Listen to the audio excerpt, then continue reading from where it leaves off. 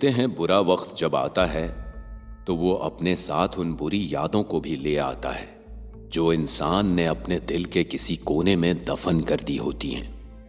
Mini की मौत ने एक बार फिर से निखिल के जख्म हरे कर दिए थे। आज से 2 साल पहले निखिल जिस स्टूडियो में साउंड इंजीनियरिंग की जॉब करता था, उसी स्टूडियो के ओनर की बेटी निधि और निखिल को एक दूसरे से बेइंतहा मोहब्बत हो गई थी। जहां निखिल आगे चलकर अपना एक स्टूडियो खोलना चाहता था, वहीं निधि सोशल मीडिया पर वायरल होना चाहती थी। एक दिन बातों ही बातों में निखिल ने निधि को पैरानॉर्मल एक्टिविटी पर एक फेक वीडियो बनाने का आइडिया दिया और एक ऐसे पंप हाउस के बारे में बताया जहां कोई आता जाता नहीं था।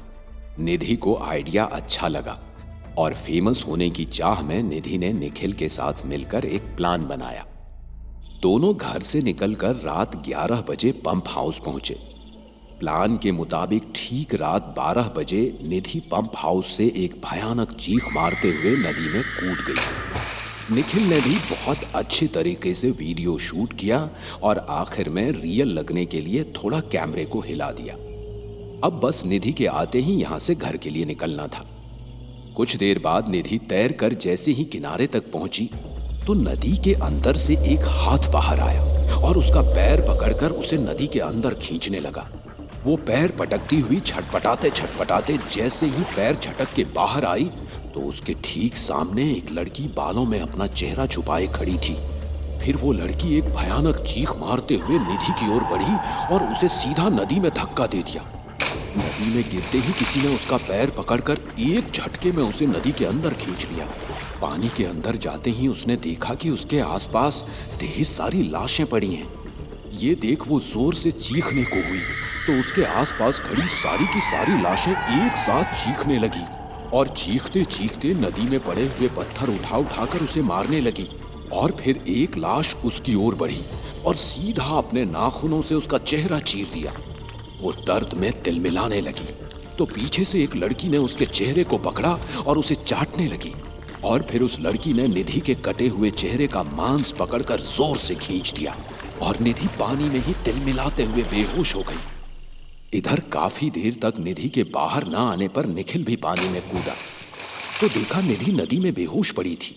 वो तो डूब ही जाती अगर सही समय पर निखिल ने उसे नहीं बचाया होता। निखिल निधि को होश में लाया तो निधि दर्द से कराहने लगी। निखिल ने निधि को पूछा कि क्या हुआ तो निधि ने निखिल को अपनी चोट दिखाई जो निधि को दिख रही थी लेकिन निखिल को नहीं। इन सब के बाद निधि और निखिल घर जाने के लिए जंगल से होते हुए गाड़ी की तरफ निकले तो अचानक मौसम का रुख बदलने लगा।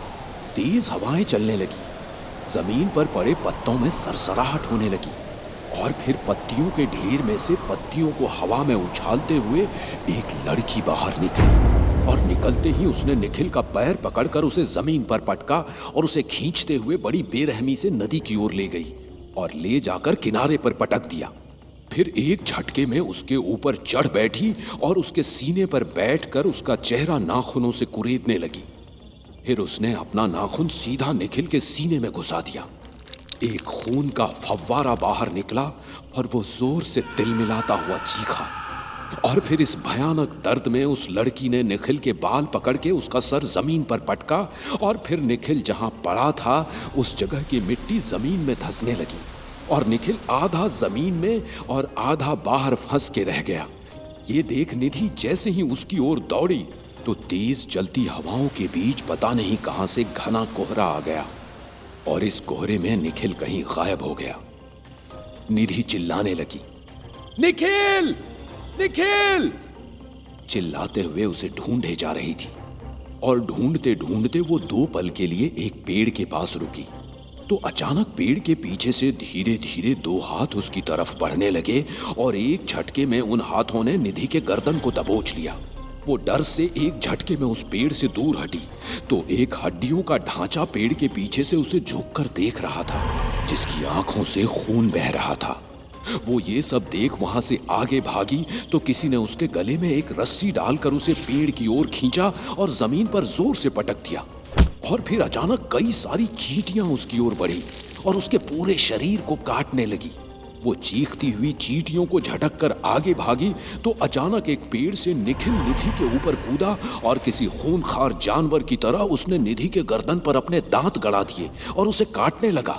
उसने अपने आप को बचाने के लिए निखिल के सर पर मारने के लिए जमीन पर पड़ी पत्थर जैसी चीज उठाई तो उसके हाथों में पत्थर की जगह खून से सना हुआ एक हड्डियों वाला सर आया, जिसे देखकर उसकी चीख निकल गई।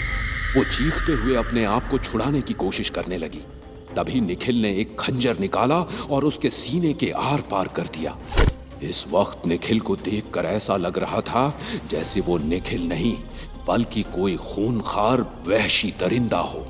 निधि ने निखिल को धक्का दिया तो वो वहीं गिर पड़ा और सब कुछ शांत हो गया। निधि लड़खड़ाते हुए कदमों से भागते हुए गाड़ी के पास पहुंची तो उसने देखा निखिल भी जख्मी हालत में भागता हुआ गाड़ी की ओर ही आ रहा है।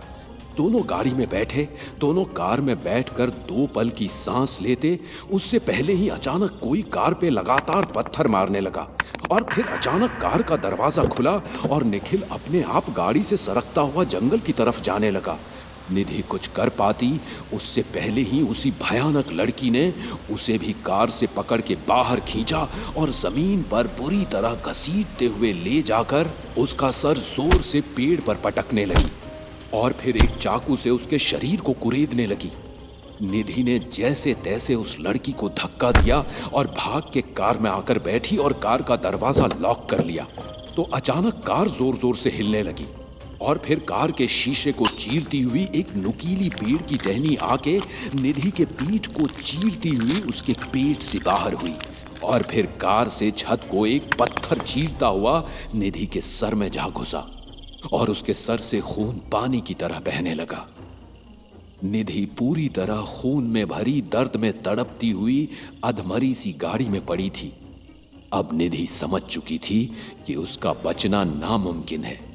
तभी निधि को वो लड़की फिर नजर आई और उस लड़की ने पूरे गाड़ी पर पेट्रोल डाला और गाड़ी को आग लगा दी।